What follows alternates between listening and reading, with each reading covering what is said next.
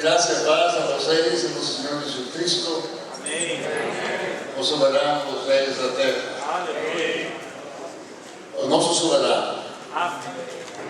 O soberano da história. O soberano da igreja. O soberano mesmo do mundo político que não conhece. É para mim um prazer muito grande estar com vocês esta manhã. Eu devo começar primeiramente desculpando, pedindo desculpas pelo meu mau portunhol. Eu não falo portunhol. Eu, de um só golpe, eu assassino o espanhol e o português também.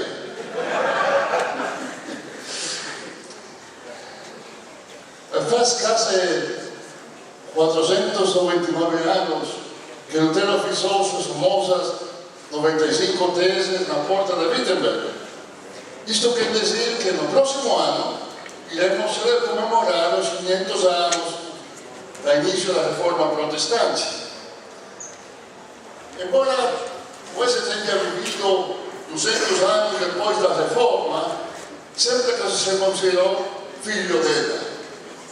E se recordamos que de Wesley se derivam também não somente as igrejas que se chamam metodistas ou wesleyananas, mas também o movimento da santidade e através dele mais boa parte também do movimento pentecostalista. Conclui-se que é impossível entender o impacto da reforma hoje, aqui em nossa América. É impossível entender o impacto da reforma e sem levar em conta a Wesley, que foi e sigue sendo um canal pelo qual a reforma chega à imensa maioria dos crentes. Por isso, entre todas as discussões que o quinto centenário da reforma já vão provocando, é importante que incluamos a relação entre Wesley e a reforma do século XVI. Por tudo isso, me sinto altamente honrado pela oportunidade de estar aqui com vocês durante estes dias. Vocês têm muita fé, vocês provaram já terminar para o 40º aniversário da Semana Wesleyana. E agora, ainda uma vez mais, isto mostra muita fé, muita paciência. Mas, em todo caso, o que eu quero fazer hoje com vocês é explorar algo acerca da relação entre a herança da reforma e a herança da Wesley. Quanto a essa relação, houve durante o século passado, o século XX, uma gama de opiniões diversas. Em uma extremidade, o arcebispo Nathan Söderblom afirmava que Wesley era a versão anglicana de Lutero. No outro extremo, Dietrich Bonhoeffer acusava o metodismo de ser a fonte de algumas das principais heresias do século XX. Como sempre sucede em tais casos, a realidade é bastante mais complexa. Os contatos de Wesley com Lutero e com o luteranismo tiveram lugar por dois canais diferentes. Em primeiro lugar, Wesley, como todo pastor e teólogo anglicano do seu tempo, conhecia as obras de Wesley e tinha lido várias delas. Mas outro meio de contato, que é mais importante possivelmente para Wesley, foi o contato com Lutero e com o luteranismo por meio dos morários. Que Wesley sempre leu Lutero a partir da sua experiência com os morários, para bem e para mal. Essa experiência remonta à famosa viagem transatlântica e a tormenta que levou a Wesley a comparar suas casas a fé com as dos morários que o acompanhavam. Em seu diário, Wesley conta como, ainda antes da tormenta, estabeleceu contato com os morários que acompanhavam na travessia. Assim afirma, 17 de outubro de 1735, comecei a aprender alemão para poder conversar com os alemães, dos quais há 26 a bordo. Na Geórgia, Wesley continuou seus contatos com os morávios, particularmente com o pastor August Gottlieb Spangenberg, alguns meses mais jovem do que Wesley, e qual fé era Wesley a necessidade de uma fé pessoal. Segundo conta o próprio Wesley, em palavras frequentemente citadas, Spangenberg, dice Wesley, perguntou-me: conheces a Jesus Cristo? Eu fiz uma pausa e disse: sei que Ele é o Salvador do mundo. É certo, me respondeu, mas sabes que Ele te salvou? Eu contestei: tenho a esperança que Ele morreu por salvar-me. Ele acrescentou: mas tu o sabes? Disse: sim, eu sei. Receio, porém, que foram palavras vãs. Tudo isto causou tal impacto em Wesley que 4 dias depois de regressar à Inglaterra, através do pastor morável Peter Beller, que havia servido como conselheiro espiritual da Geórgia, estabeleceu contato com a comunidade morávia em Londres. No tempo em que, por conselho de Wesley, continuava predicando quando não tinha fé, como se tivesse fé. Isso é uma questão boa para discutir depois. O conselho era: predica agora que não tens fé, como se as tivesses, e quando tenhas a fé, predica porque a tens. Wesley passou por um período de profunda angústia espiritual nos primeiros dias em Londres. Como ele mesmo diz, em baixo e servil estado de escravidão ao pecado, estava lutando constantemente, mas não vencendo. Foi então que por fim teve a experiência que ele mesmo narra, que tanto visita, quando de má vontade foi à necessidade morávia na rua das Gates, onde alguém fazia a leitura do prefácio de Lutero à Epístola aos Romanos, e sentiu em seu coração o que ele chama um estranho ardor, chegando ao convencimento então de sua própria salvação. Ainda que essa história seja contada repetidamente, há ao menos 2 elementos que merecem alguma atenção para nossos propósitos nesses estudos. O primeiro deles é que, mesmo que boa parte da ortodoxia luterana o rejeitasse, o movimento morável era de origem luterana. O que seria quando Wesley teve aquela experiência não era o texto bíblico, e sim um escrito de Lutero. O segundo é que muito provavelmente a passagem de Lutero era lida na língua alemã. Comecemos por este segundo ponto.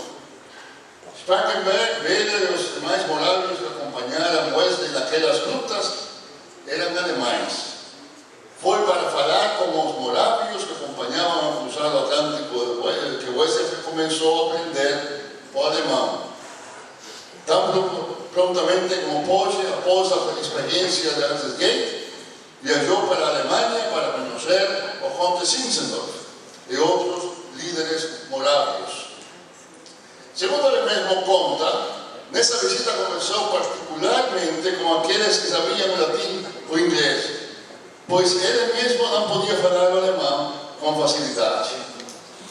Quando mais tarde, por razões que logo veremos, Wesley rompeu com os moravos, seguia referindo-se a eles como os alemães, e algumas vezes até como os lobos alemães.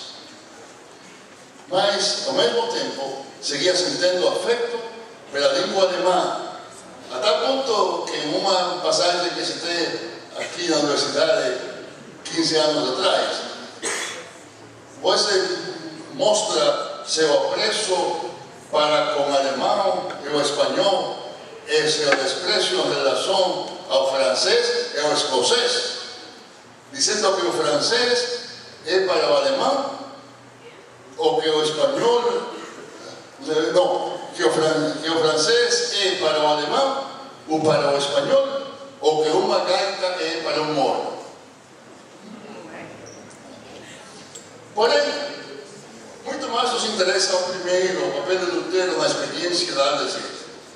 Não sabemos exatamente qual parte do prefácio de Lutero era lida naquela reunião na rua da Aldesgueta.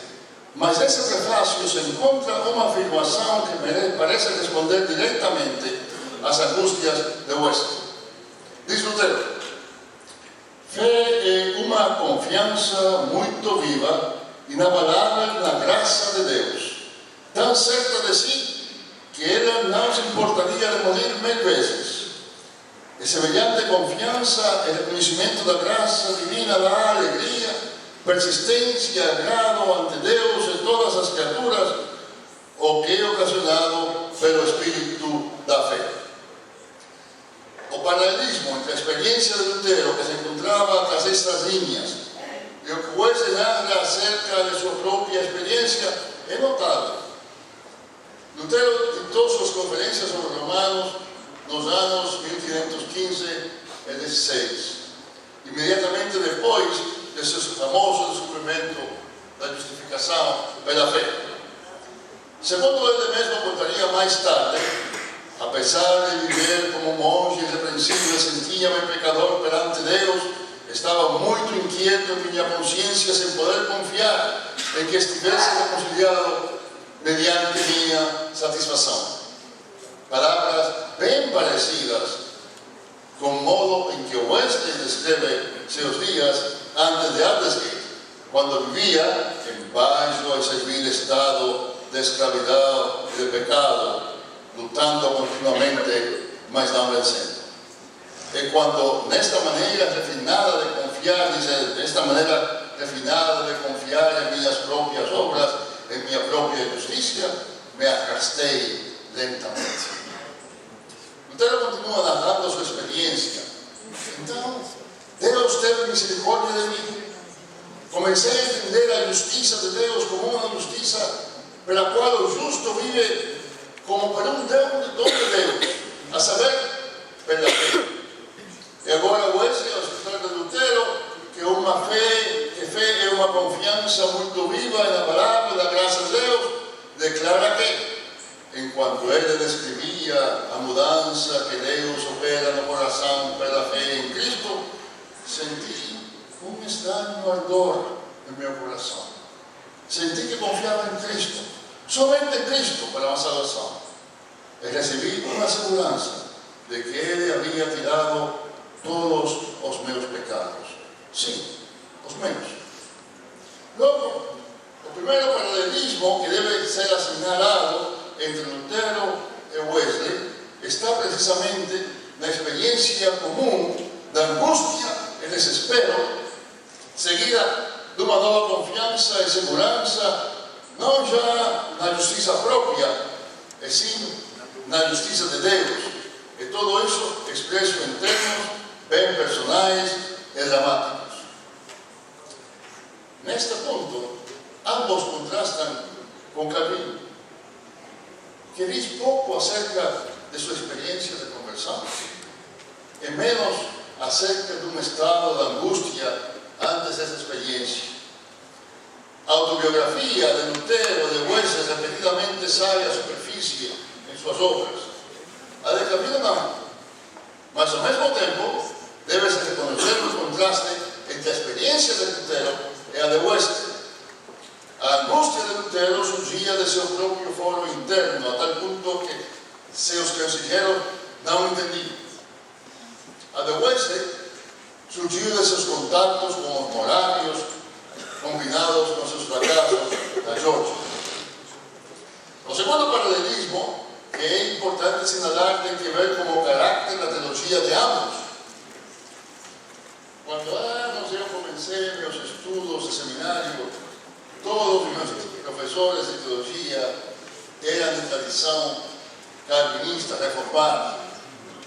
E repetidamente contrastavam a Calvino, o pensador sistemático da instituição da religião cristã, como esse, que nunca mostrou intenção alguma de produzir uma teologia sistemática. Segundo o que se dizia, o gênio de Calvino estava em sua teologia, enquanto Wesley era mais um pregador e organizador. Mas a este punto, Wesley y Lutero se asemejan. En cierta medida, ambos se distinguen de Calvino. Lutero tampoco escribió una teología sistemática. Sus obras son principalmente comentarios bíblicos, sermones, tratados de controversia. Hasta Wesley, ustedes saben, son sermones, diarios, cartas, notas del Nuevo Testamento, piezas de controversia. Además, cuando Wesley se vio obligado a ofrecer una visión del conjunto de su pensamiento que pudiese servir a los líderes del movimiento que iban haciendo, o que él ofrecer, fue una colección de sermones. Y cuando debe sistematizar su pensamiento acerca de la perfección cristiana, lo que fue recopilar documentos escritos anteriormente y repasar toda la historia de las controversias en torno a la cuestión. Por último, cabe mencionar un tercero paralelismo que el propio Wesley asignara en una carta, la cual contesta a un amigo que le pregunta cómo responder a las acusaciones feitas contra los metodistas, particularmente en el sentido que no se sujetaran las autoridades eclesiásticas o de ser irregulares. Lo primero parágrafo, refiriéndose a sus orígenes al metodismo, Wesley afirma que un grupo de clérigos, entre los cuales se incluía él mismo, que guardaba celosamente todas las reglas y órdenes de la Iglesia de Inglaterra, llegó al convencimiento de que realizaban una cosa externa, sin que consiste en justicia, paz y gozo, que son dados solamente a aquellos que son justificados por la fe. Cuando estos clérigos, cuando estos clérigos comenzaron a pregar lo que habían descubierto, la oposición por parte de la mayoría de las autoridades eclesiásticas fue tal que tuvieron que pregar donde les fuese posible, en una escuela, junto a un río o en una montaña. En resumen, dice Wesley, algunos pocos irregulares dan testimonio público de estas verdades que el clero regular, con pocas excepciones, o bien suprime o bien contradice abiertamente.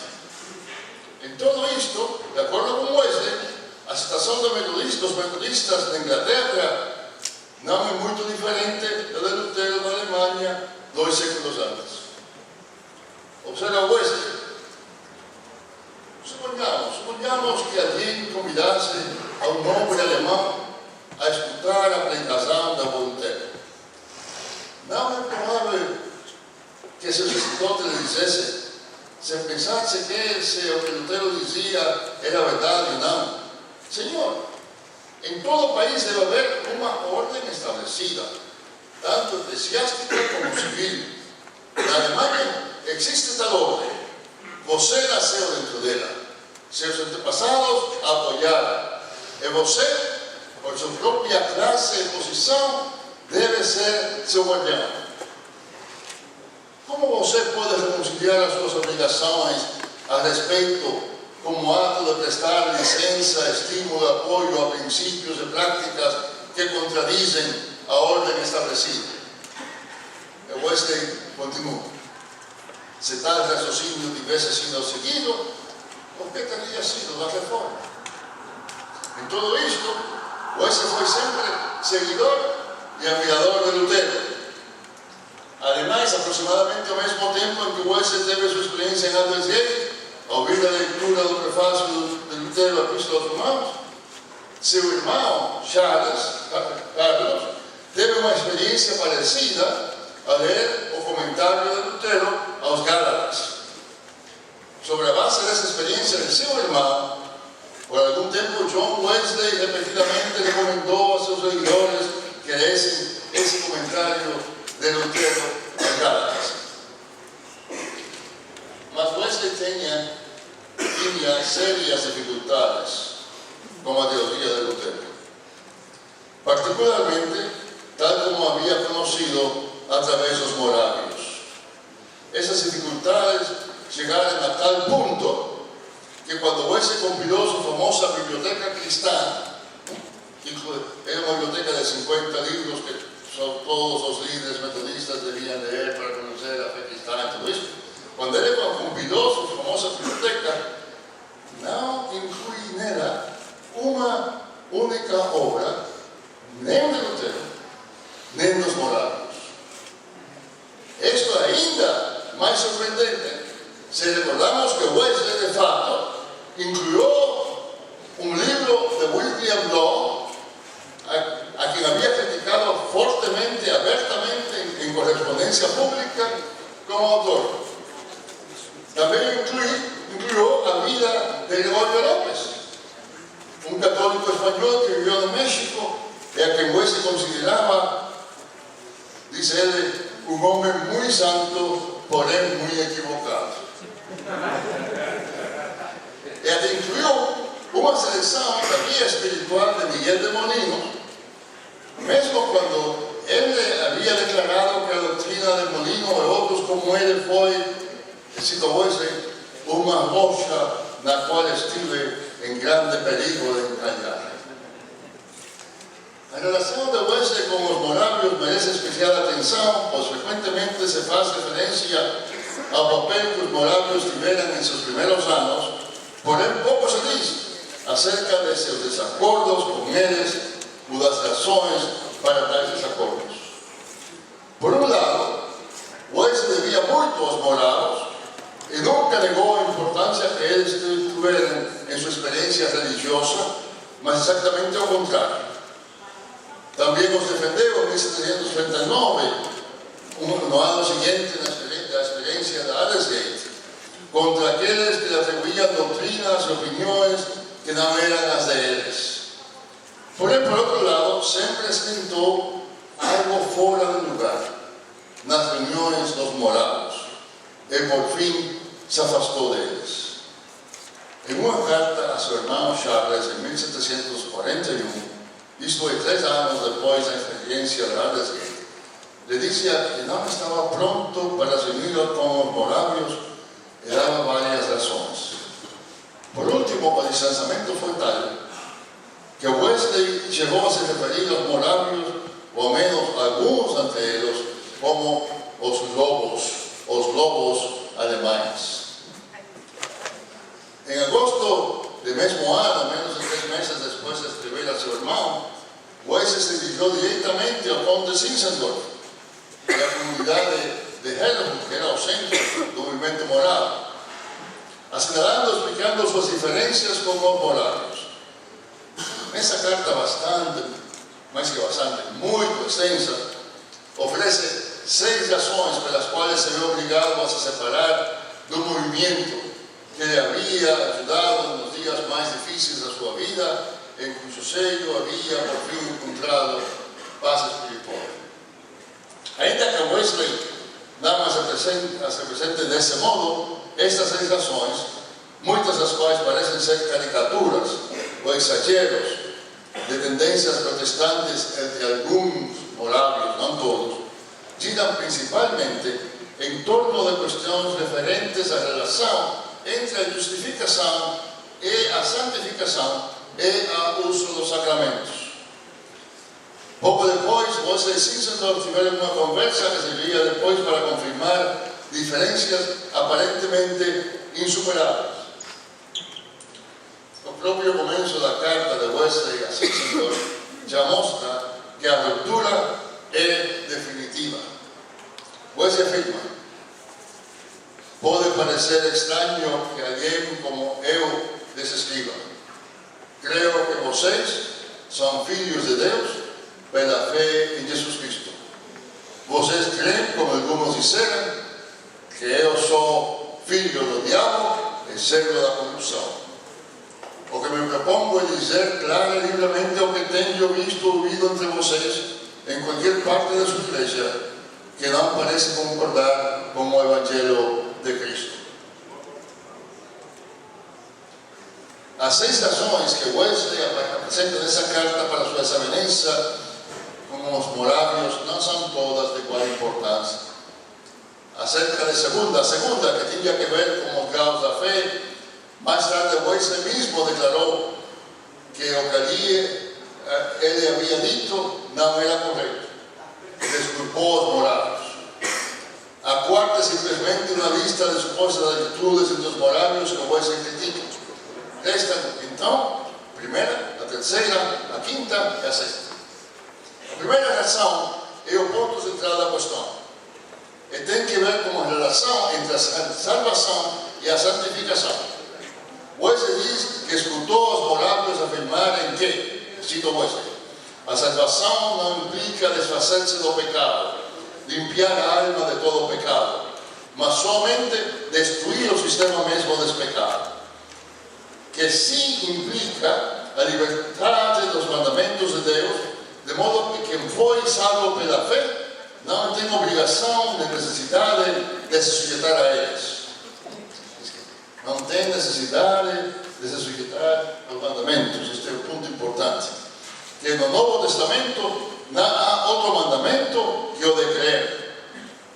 Que para o crente não há mandamento algum. Como corolário dessa primeira razão, hoje se queixa de que os moráveis se mostram demasiado dispostos a se adaptar à sociedade em que vivem, vestindo joias, roupa cara, e de que não repreendem os pecadores por temor às consequências. Resulta claro que o que preocupa a Wesley é o que ele percebe como o antinomismo dos moráveis, que tem suas raízes em algumas das expressões de Lutero. Ao refletir sobre sua própria experiência, sobre seu entendimento da justificação pela fé, Lutero havia contrastado o que ele chamava de justiça passiva com a justiça ativa. A justiça ativa é tudo o que o ser humano faz para alcançar a justificação. Refletindo sua própria luta e a lembrança de seus tempos de angústia espiritual, Lutero sustenta que a justiça ativa não justifica. Seus esforços somente levam ao desespero. O que justifica o ser humano não é a sua própria justiça, mas a justiça de Deus, que Deus imputa ao pecador, absolvendo-o a pecador de toda a culpa. Daí a famosa frase, simul justus et peccator, o ser humano ao mesmo tempo justo e pecador. Quanto à lei, isto implica que o crente não está mais sujeito à lei como mandamento. O propósito de todo o que poderia ser chamado de lei, seja nos livros de Moisés ou nos ensinos de Jesus, é, acima de todo, nos fazer ver nosso pecado e nos levar para descansar no Evangelho da graça de Deus, Evangelho da Boa Nova, que não se encontrará apenas no Novo Testamento, mas também no Antigo. À luz da justiça passiva de Deus, o mandamento não perde vigência, porém, sim perde o poder de condenar. O mandamento sigue vigente, mas não há como obrigação que deve ser cumprida a fim de obter a salvação, mas como alegre chamado para servir a vontade de Deus. A lei tem dois propósitos principais, ainda Lutero, né? A lei tem dois propósitos principais. No campo civil, serve para promover a justiça e a boa ordem. No campo da fé, serve primeiro para nos fazer ver a nossa necessidade do Evangelho e logo para nos fazer ver quem é este Deus que nos justificou e qual é a sua vontade. Dito isto, é fácil perceber porque o antinomismo, ao qual Lutero sempre se opôs, foi, contudo, uma presença constante entre aqueles que levam alguns ensinamentos de Lutero ao extremo. Já na vida de Lutero, tanto ele como Melanchthon tiveram que enfrentar a seu amigo colega em Wittenberg, João Agrícola. No ano de 1537, a 20 anos escassos do começo da Reforma, Agrícola publicou uma série de tratados nos que dizia que a pregação da lei não tinha lugar algum na proclamação do Evangelho e até chegou ao extremo de dizer que Moisés merecia a pena da morte. Algum tempo depois, Nicolás von Amsterdam e Andreas Polk retomaram os ensinos de Agrícola, declarando que uma vez que o que justifica é a justiça de Deus, em alma própria, o crente não tem que se sujeitar a obediência alguma. Por fim, depois de muitas discussões, a fórmula da concórdia, a reforma de união entre os diversos grupos luteranos, em 1577, declarou: rejeitamos como doutrina e erro pernicioso, adverso à disciplina cristã e à verdadeira piedade, o ensino consoante, o qual não se deve insistir na lei entre cristãos e verdadeiros crentes, mas apenas junto a incrédulos, não cristãos e impenitentes. Aparentemente, alguns entre os morávios, ao menos como Wesley os entendia, os morávios que Wesley conhecia na Inglaterra, sustentavam tendências antinomianas. Como resultado, pensava Wesley, eles não eram suficientemente austeros em sua vestimenta, em seu trato, se mostravam demasiado dispostos a nivelar-se e transferir frente às demandas do mundo e da sociedade. Em todo caso, resulta claro, por um lado, que algumas das expressões do Zinzendorfismo poderiam ser compreendidas como conducentes ao antinomismo. Mas, por outro lado, essa não era a posição do próprio Zinzendorf. Quando primeiro Zinzendorf fez eco ao Simul Justus et Peccator de Lutero, declarando que ninguém é mais santo, estas são palavras de Zinzendorf, ninguém é mais santo do que um pecador que tem a graça de Deus. E até dizendo às crianças que, para serem salvas, primeiro deveriam ser pecadores. Por outra parte, segundo Wesley afirma, Zinzendorf respondeu às suas objeções declarando que o mandamento ainda é válido, mas que aquelas coisas que são mandamento para o ser humano natural são promessas para aqueles que foram justificados. Em contraste com esta primeira razão, a terceira, que Wesley aduz contra os morávios, é um distanciamento radical de algo que tanto Wesley como Lutero sempre respeitaram e valorizaram: os sacramentos e os meios de graça. Conforme Wesley havia escutado alguns morávios declararem que era preciso abster-se de usar daquelas ordenanças que nossa igreja chama meios de graça, até que tivessem, sigo citando Wesley, até que tivessem aquela fé, que é preciso abster-se dos sacramentos, a que eles tiveram aquela fé que conduz a um coração límpido, exclui toda a possibilidade de duvidar. Eles aconselharam que até que isto ocorresse, não escudrinhassem as Escrituras, não orassem, não participassem da comunhão. Eles têm frequentemente afirmado que fazer estas coisas é buscar a salvação pelas obras, e que até que estas obras sejam postas ao lado, ninguém pode receber a fé.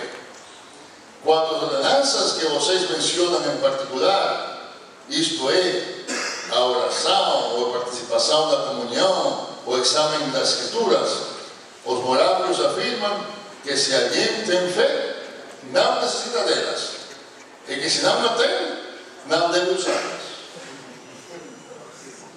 Isto é muito mais do que Zinzendorf diria, e parece indicar que os morávios, com os quais Wesley teve contato na Inglaterra, haviam recebido alguma influência de grupos ou ensinamentos espiritualistas, talvez quakers, que viam com maus olhos tudo o que consistia em meios materiais para aproximar-se de Deus, inclusive os sacramentos e até mesmo as Escrituras. Por isso é curioso notar que a resposta que Wesley diz ter recebido da comunidade de Bernwood tenha se ocupado apenas dos sacramentos e afirmasse simplesmente que ninguém deve participar deles sem ter fé, a fé que dá ao crente a segurança da sua salvação. Porém, em todo caso, a resposta dos morávios de Bernwood mostra que estavam cientes de que o ponto central da diferença não era nas necessidades de fazer ou não fazer uso dos sacramentos, mas sim quanto ao modo como os sacramentos deviam ser encarados. Wesley estaba convencido de que se debía participar de él porque era un mandato de Dios. Wesley y Eusebio sustentaban que tal mandato, se hubiese, ya no era válido. E por tanto, a participação dos sacramentos como obediência a qualquer outro mandamento divino não tinha mais vigência obrigatória. E sim que se devia participar deles do mesmo modo com que se obedecem os mandamentos, em gratidão ao Deus que nos redimiu. Logo, em última análise, a questão dos sacramentos era mais um exemplo da discrepância entre Wesley e os morávios quanto à vigência permanente dos mandamentos divinos. A quinta e sexta opiniões, as posturas de morávios, se referem ao que lhe parecia ser um misticismo extremo, errôneo, da parte deles. Após um período em sua juventude em que se interessou pelas práticas ou escritos dos místicos, particularmente do espanhol Miguel de Molinos, Wesley escreveu repetidamente contra o misticismo. Posto que a palavra misticismo inclui uma vasta gama de sentidos, é bom nos determos por um momento para aclarar o que Wesley entende por esse término de que ele não busca. Para Wesley, mística é a pessoa que pretende ter comunicação direta com Deus a parte dos meios que Deus provee para isso. As Escrituras, os meios da graça, a comunidade da igreja. E que, além disso, também adota uma atitude passiva frente a Deus, de modo que todo o que deve fazer para aproximar-se de Deus é não fazer nada. Quando, no entanto, estava em Geórgia, pouco depois de traduzir com grande entusiasmo um poema de Molinos, Wesley escrevia a seu irmão mais velho, Samuel, também clérigo, acerca do que o preocupava em tal misticismo. Nessa carta, Wesley resumia o que havia conhecido do misticismo e pedia a Samuel que comentasse sobre o assunto. John escreve: creio que a rocha na qual por pouco minha fé naufragou foram os escritos dos místicos. Sob esse termo incluyo todos os que, e somente aqueles que, menosprezam qualquer dos meios da graça. Fiz um pequeno resumo de suas doutrinas, em parte de conversações que tenho tido e de cartas, em parte de seus escritores mais famosos, como Tauler, Molinos e o autor da teologia germânica. Nesse pequeno resumo, Wesley indica algumas das doutrinas que encontrou entre tais místicos e que ele mesmo reprova. Diz Wesley: todos os meios de graça não são necessários para todos. Wesley está dizendo o que ele tem dito aos místicos. Todos os meios de graça não são necessários para todos. Portanto, cada pessoa deve usar os meios e somente aqueles que julguem necessários para si mesma. Ademais, quando temos alcançado o fim, cessam os meios. Havendo conseguido o fim, os meios devem terminar. Não necessitam de oração pública ou de qualquer outra forma externa, porque oram sem cessar. Não necessitam ler as Escrituras, porque elas são somente a carta daquele com quem conversam face a face. E se as leem de vez em quando, não necessitam a ajuda de expositores vivos ou mortos. Tampouco necessitam da cena do Senhor, porque nunca deixam de recordar a Cristo de forma mais aceitável. Nem do jejum, já que por sua constante temperança guardam um jejum contínuo. Quanto a fazer o bem, ocupam-se de si mesmos primeiro. As referências de Wesley a Molinos e a teologia germânica nos ajudam a pôr tudo isto no seu contexto. A obra principal de Molinos, com um título bem curto, de Guia Espiritual que desembaraça a alma e a conduz ao caminho interior para alcançar a perfeita contemplação. Título curto. Foi publicada en Roma en 1675. Ese éxito fue tal que prontamente fue traducido a varios idiomas, entre ellos el inglés, en 1688. En traducción francesa, inspiró a Madame Guyon y a François de Fenelon, cuyo quietismo fue condenado por Roma en 1699. O el libro de Molinos, que aparentemente un juez había leído antes de escribir a Samuel, propone una forma de devoción que ignora no apenas todos los medios de gran materiales de devoción, mas también a oración activa, dejando a alma tranquila y vacía como un papel no cual Dios ha de escribir o que Dios quiere. A vida devota, então, é vida pasiva, permitiendo que somente Deus haja, sem nada fazer, nem durante, nem como resposta à ação de Deus. Agora, ainda que não sabemos que o juez estava consciente disto, aparentemente Molinos llevou suas doutrinas até as suas últimas consequências, a ponto de declarar que o que o corpo faz não afeta a vida espiritual e caindo, portanto, em libertinagem.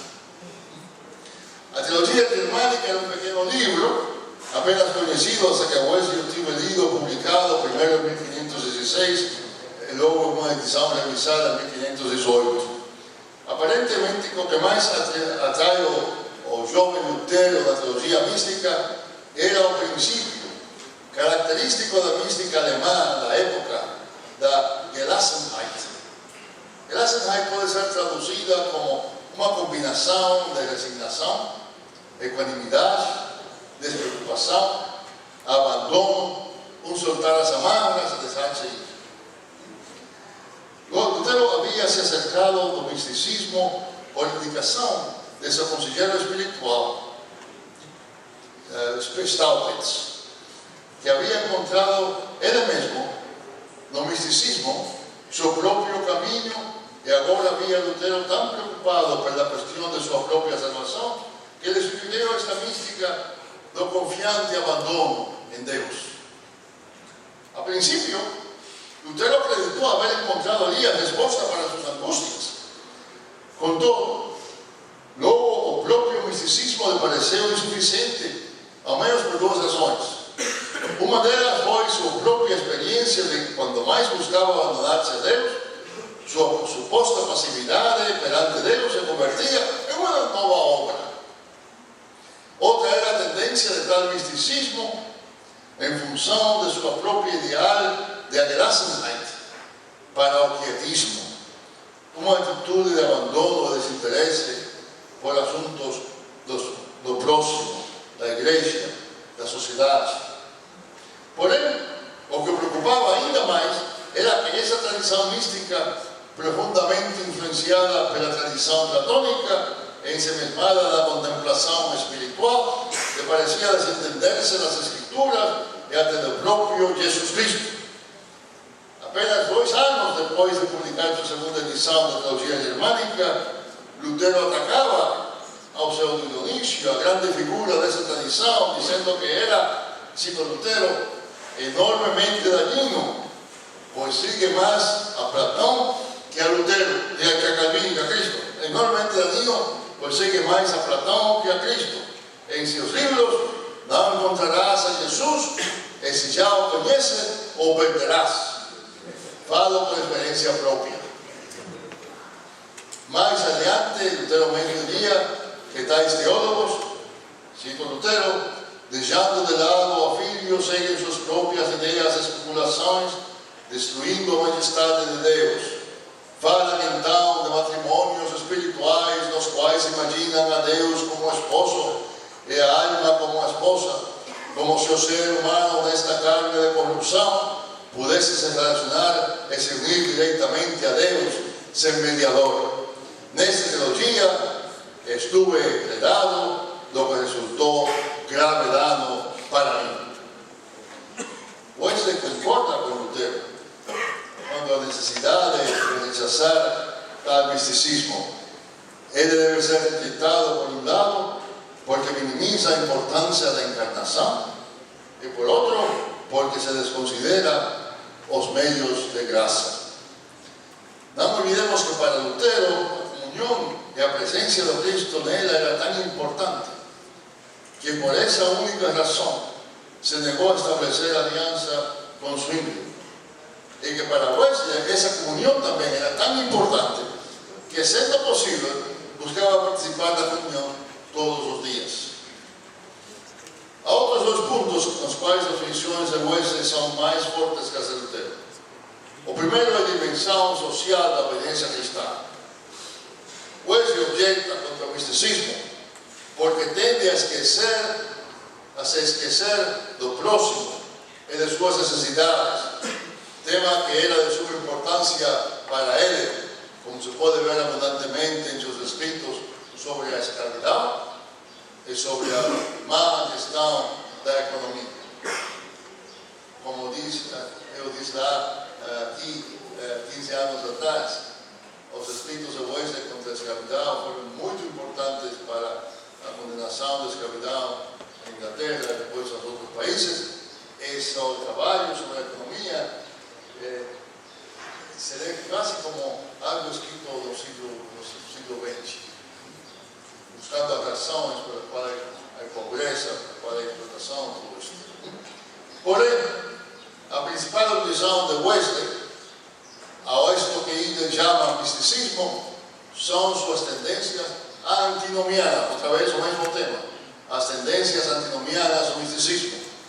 O que Wesley não pode suportar no misticismo morável, tal como ele o entende, é a afirmação de que aquele que crê em Jesus Cristo permanece livre da obrigação da lei. Por isso, ao final de sua carta a Helmut, após apresentar as suas objeções, o que lhes pide é que expurguem de entre vocês a levadura do antinomismo que de tal modo os tem infestado. A controvérsia continuou durante toda a vida de Wesley. Quando hoje lemos o que Wesley dizia e pensava acerca dos moráveis, de imediato notamos que sua descrição das doutrinas e da vida dos moráveis era uma grotesca caricatura e que os moráveis aos quais ele refere parecem ser personagens distintos daqueles que conhecemos pela história. Também os teólogos da ortodoxia luterana que floresciam naquele tempo fizeram caricaturas do movimento morável, que ao final de contas era luterano, e o declararam herege. Isso seria tema para outra conferência. Porém, o que me interessa aqui, ao tratar acerca de Wesley e sua relação com Lutero, é que Wesley conheceu e leu a Lutero por meio das lentes de sua experiência com os moráveis. Possivelmente a prova mais palpável disto seja a diferença entre o que Wesley pensou no princípio de sua carreira ou o que diz depois acerca do comentário de Lutero à Epístola aos Gálatas. Como vimos no início, esse comentário teve um papel importante no processo mediante o qual Charles Wesley chegou a uma experiência semelhante à de John em Aldersgate. Em parte, pelo que esse livro significou para Charles, Wesley recomendou a sua leitura repetidamente. No entanto, em seu diário, conforme registrou em junho de 1741, somente 3 anos depois da experiência de Aldersgate, após a amarga controvérsia com os moravos, diz: saí para Londres e no caminho li o famoso livro, os comentários de Martinho Lutero sobre a Epístola aos Gálatas. Fiquei completamente envergonhado. Quanto havia estimado este livro somente porque havia ouído as recomendações feitas por outros. Ou no máximo porque havia lido algumas excelentes porções citadas do livro. Mas que posso dizer agora que eu julgo por mim mesmo? Que eu vejo agora com meus próprios olhos? Porque o autor não diz nada. não declara nenhuma dificuldade de importância, mas também é muito superficial em seus comentários sobre muitas passagens.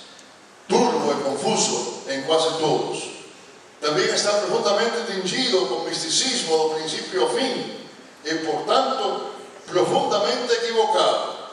Ademais, com quanta blasfêmia fala da lei de Deus, constantemente juntando a lei como o pecado, a morte, o inferno ou o diabo, e ensinando que Cristo nos libera de todas elas por igual, embora, na realidade, seja tão possível provar por meio da Escritura que Cristo nos libera da lei, como que nos libera da santidade ou do céu. Aqui me parece estar já a causa do grande erro dos morávios. Eles seguem a Lutero para bem ou para mal. Daí seu axioma sem obras, sem lei, sem mandamentos. Não é este lugar para dividir a questão de até que ponto Lutero estava justificado em sua crítica tanto dos morávios como de Lutero.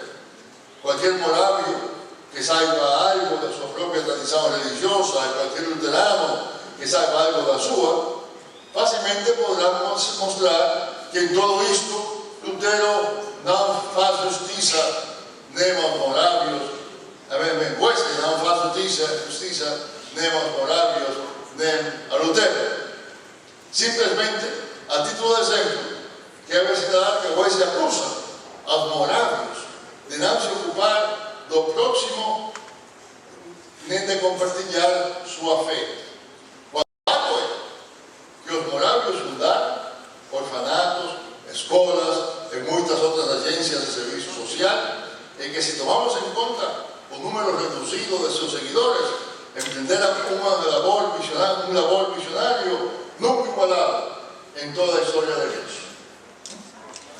O que importa ressaltar aqui é que, com razão ou sem ela, Wesley via em Lutero e os morávios tendências antinomianas e o perigo de que se sublinhasse tanto a experiência da justificação somente pela graça de Deus, que se deixava de um lado o processo de santificação, e que a consequência disto se olvidava, se esquecia que isto era a santificação era uma consequência necessária da experiência da justificação. Quase 50 anos mais tarde, em outubro de 1787, e portanto um pouco mais de 3 anos antes de morrer, Wesley dizia em um sermão: com frequência se tem assinalado que poucas pessoas alcançam uma posição clara com respeito à justificação e à santificação. São muitos os que se têm falado admiravelmente acerca da justificação, sem ter uma ideia clara e mais ignorando completo a doutrina da santificação. Acaso alguém logrou escrever com mais acerto do que Martinho Lutero acerca da justificação somente pela fé? E, no entanto, quem foi mais ignorante do que ele quanto à doutrina da santificação? Ou com ideias mais confusas com respeito ao assunto? Para convencer-se disto, além de toda dúvida, basta assinalar objetivamente seu célebre comentário à Epístola dos Gálatas. Por outro lado, muitos escritores da Igreja Romana que escreveram fervorosamente e com fundamentos bíblicos acerca da santificação, desconheceram por completo a natureza da justificação, mas agradou a Deus dar aos metodistas um conhecimento claro e cabal de cada uma delas e da enorme diferença que existe entre uma e outra. Justificação e santificação. Eles são os dois polos que Wesley busca coordenar. Antinomismo e legalismo. Eles são os dois extremos que busca evitar. Como afirmamos os ¿Cómo evitar ambos sus extremos? En la costa de Wesley notamos la influencia de João Calvino. Mañana vamos a decir, mañana vamos a ver que en cierto sentido Wesley era calvinista.